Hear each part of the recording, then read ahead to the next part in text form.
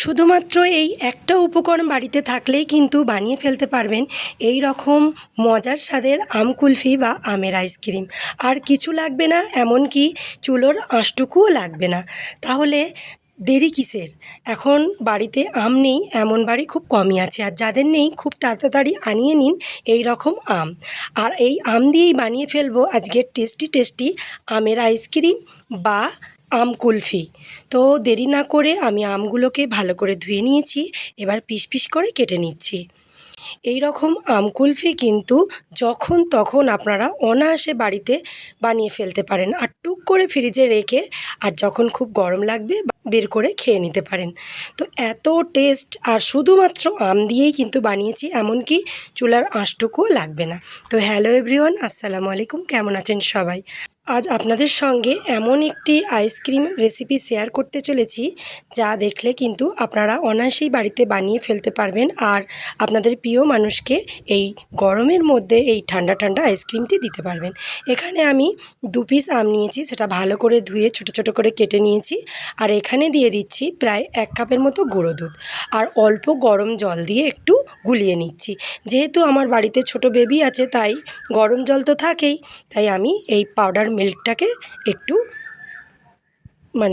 গুলিয়ে নিলাম।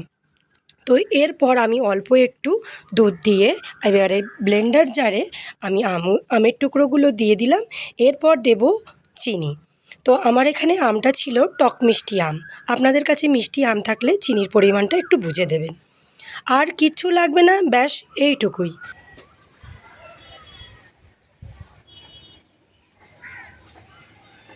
এরপর আমি ব্লেন্ড করে নিলাম। দেখুন থিকনেসটা কত সুন্দর এসছে, পুরো একদম মালাইয়ের মতো।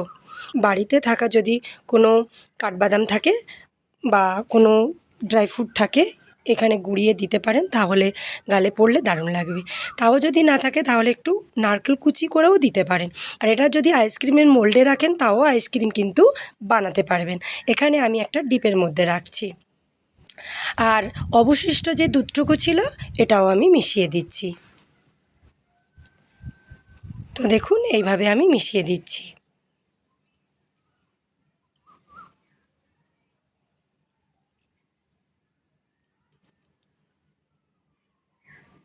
ভালো করে মেশানো হয়ে গেলে এটা আমি ডিপ ফ্রিজে রেখে দেব, এটা যতক্ষণ না জমে যাচ্ছে সেই পর্যন্ত। তো এখন তো এই সিজনে আম কিন্তু বাড়িতে সবারই আছে, আর আমের রেসিপি প্রায় অনেকেই অনেক রকমভাবে বানাচ্ছে, বা আমের আইসক্রিম বা কুলফি অনেকেই অনেক রকম ভাবে বানাচ্ছে। তো আমার আজকে আম কুলফিটা আপনাদের কেমন লেগেছে অবশ্যই কিন্তু কমেন্টে জানাবেন, আর বাড়িতে অবশ্যই একবার বানিয়ে দেখবেন কেমন লেগেছে। যদি ভালো লাগে তাহলে কমেন্ট করে অবশ্যই জানাবেন, আর যদি ভালো লাগে অবশ্যই একটা লাইক করবেন, আর আপনার প্রিয় মানুষকে শেয়ার করে রাখবেন। আর চ্যানেলে নতুন হলে চ্যানেলটি সাবস্ক্রাইব করে পাশে থাকা বেল অপশনটি অল করে রাখবেন, যাতে করে আমি এই রকম রেসিপি ভিডিও আপলোড করার সঙ্গে সঙ্গেই আপনাদের কাছে নোটিফিকেশন চলে যায়, আর আপনারা দেখে নিতে পারেন। দেখুন কতটা লোভনীয় হয়েছে এই গরমের মধ্যে, যখন তখন আপনার ইচ্ছা হলেই কিন্তু এই আইসক্রিমটা বানিয়ে খেতে পারেন।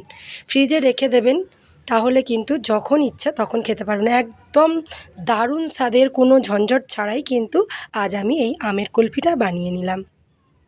তো উপর থেকে একটু আমি নারকেল কুচি আর একটু ড্রাই ফ্রুটের গুঁড়ো দিয়ে এটা আমি সার্ভ করছি।